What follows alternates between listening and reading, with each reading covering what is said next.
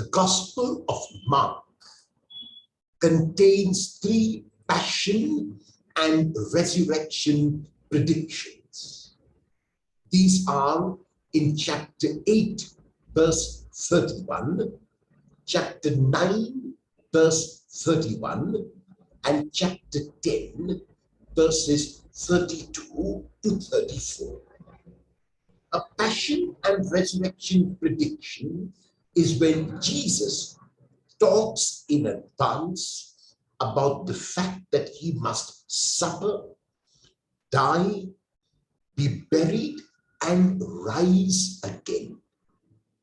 There is not a single passion and resurrection prediction in which Jesus does not, after talking about his death on a cross, does not also in the same breath talk about his resurrection.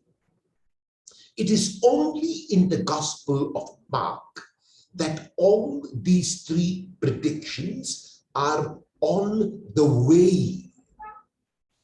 This fact illustrates that Mark intends readers of his Gospel to realize not merely that Jesus spoke these predictions while on the road and traveling with his disciples, but also, and more importantly, that Jesus was speaking about his way of life. And the way of life which anyone who wants to follow Jesus will also have. After each of these passion and resurrection predictions, there is a misunderstanding on the part of the closest of Jesus' followers, his disciples. After the first passion and resurrection prediction, Peter misunderstands when he does not want Jesus to go to the cross. Jesus corrects this misunderstanding by calling Peter and anyone who wants to follow him to deny themselves before taking up the cross. This is an important point to understand about how Jesus has placed what we must do. Jesus does not ask us to take our cross before we deny ourselves. If we do that, there is the likelihood that the cross might seem heavy because the self will come to the fore, because the self will be important, because we will be concerned about ourselves. This is why, before taking up the cross, Jesus tells his followers and anyone who would dare to follow him that they must deny themselves first. After the second passion and resurrection prediction, all the disciples misunderstand, because even after Jesus talks about it, when they are on the same way, they are discussing who is the greatest and who is first. Once again, Jesus has to explain to them that the first must be willing to be slave and servant of all. That if they want to be first, they must be willing to lay down their lives for others. If they want to be the greatest, they must be willing to be the least. After the third passion and resurrection prediction, the brothers James and John, whom Jesus has been so close to, who he has taken with him when he raised Jairus' daughter from the dead, whom he has taken with him on the Mount of Transfiguration, these brothers come to Jesus with a request for places of honor. It might seem that the other 10 were not involved. That is not true. The other 10 were as guilty of seeking places of honor as were James and John, because when they hear about this request of James and John, they are indignant against the brothers. Once again, Jesus calls all of them and explains that he has come not to be served, but to serve. This explanation is done not only in words, as both the first and the second reading of today point out, but through inconceivable and mind-boggling action on the part of Jesus. The first reading from the prophet Isaiah is a part of the fourth and final servant song that is contained in the book of Isaiah. The suffering of the servant is a definite part of God's incomprehensible and unfathomable plan. It is the servant who will show through his life what true love, what true service really means. Appointed by God, he will use his power not to condemn, not to push down, but to save. He will bring to completion the fruition of the plan of God to save people everywhere and for all time. This is the theme that Jesus takes up in his instruction to the disciples in the gospel text of today. His task in the world, like that of the suffering servant whom Isaiah had prophesied about, was to become ransom for all, was to save through his own giving of his life. This he would do not by being served, but by reaching out in service.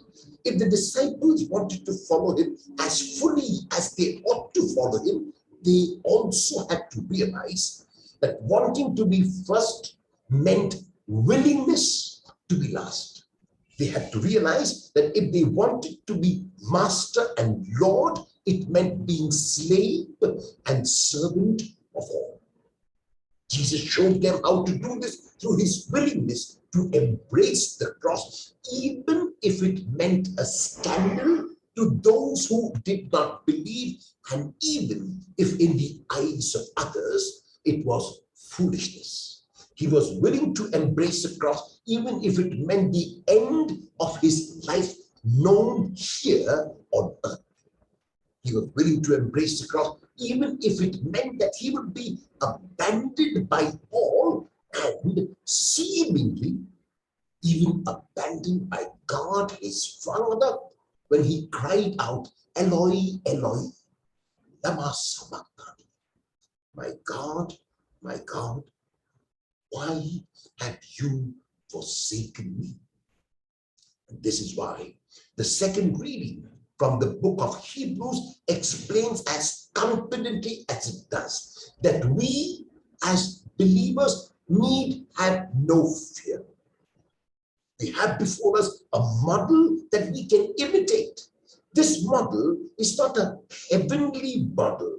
This model is not a clay model. This model is a totally human model like us, in every single way, like us, to the point of being tested as we are, and the test, especially during these days of the pandemic. Jesus does not show us this way by directing us. He does not show us this way by giving us pointers. He shows us this way by asking us to look at him so that we can be inspired. And we need to ask ourselves whether we will imitate this way. If Jesus is able to understand our weakness, if Jesus is able to understand our frustration, our anxiety, our feeling of abandonment at this time in our lives, it is because he himself has gone through every single emotion. While on the one hand, we may be too quick to judge and even condemn the disciples for their striving.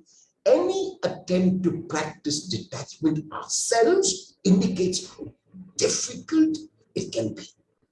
We often experience feelings of jealousy, envy, resentment, antipathy, and hostility towards those who have more than we are.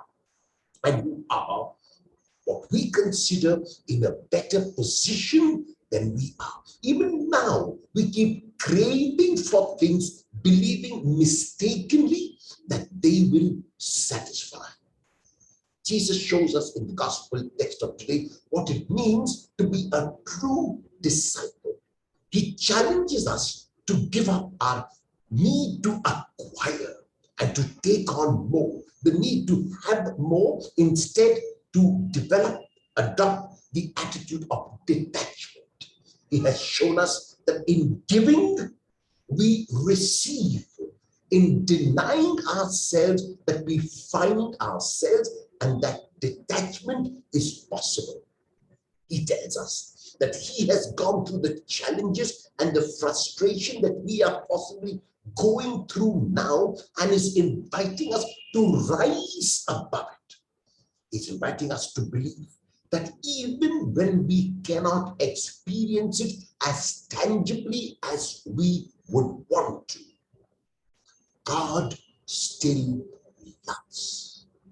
He's telling us that it is likely we are not finding these days the answers that we need to the questions that we.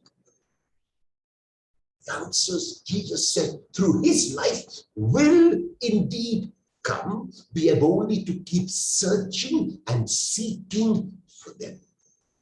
He's telling us that the confusion of our lives will be clarified if we persevere like him, if we do not give up. Even if it seems at this moment that the crosses we bear are like foolishness to those who can rationalize, and like a scandal to those who believe, we need to persevere. We need to believe that Jesus has gone through it, and that like him, if we also go through it, we will indeed conquer. Are we willing to deny ourselves so that we might carry this cross courageously